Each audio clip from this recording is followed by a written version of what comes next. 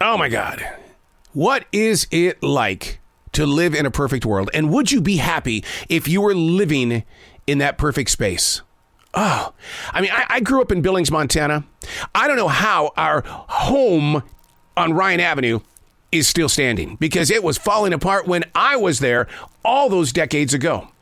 But yet, maybe it was the love that my mom and dad planted inside those boards as we built that house.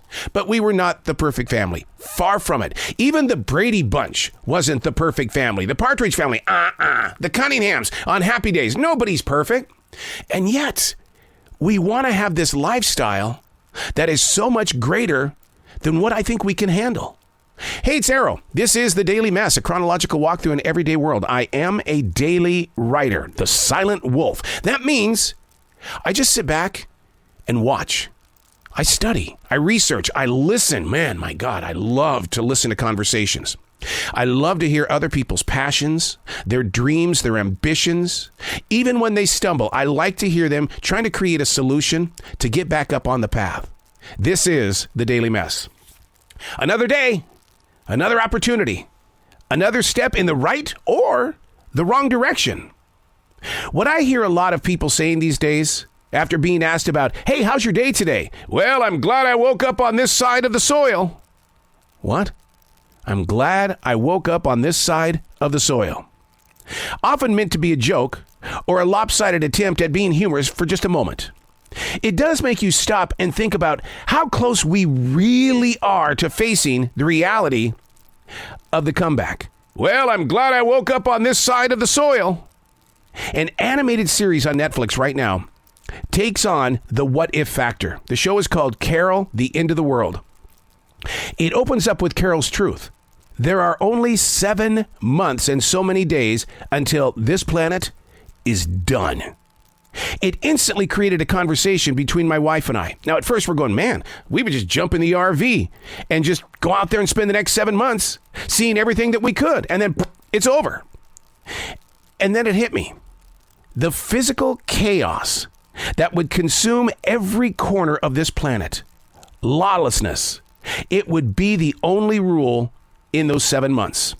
Suddenly, the thought of another day, another opportunity, another step has a deeper meaning. And the daily goal is to respect its space.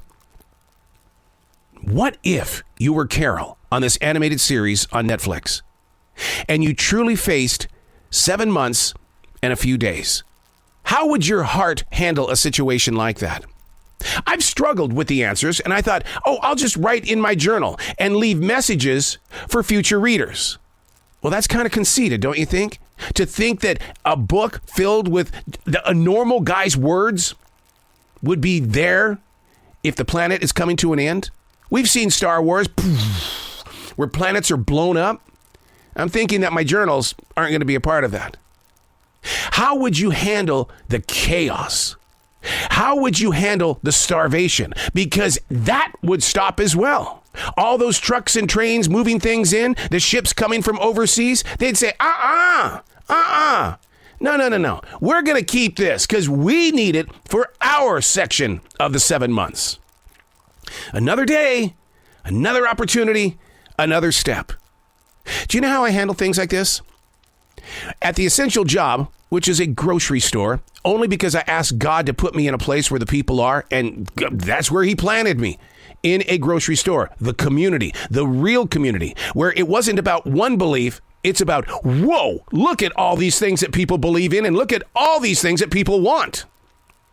But you listen to their stories, and you tap into their life and style, and you learn a lot more about who they are and how strong or weak your community is.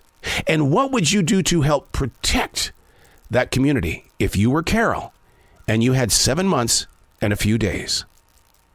I'm Errol, and that's The Daily Mess.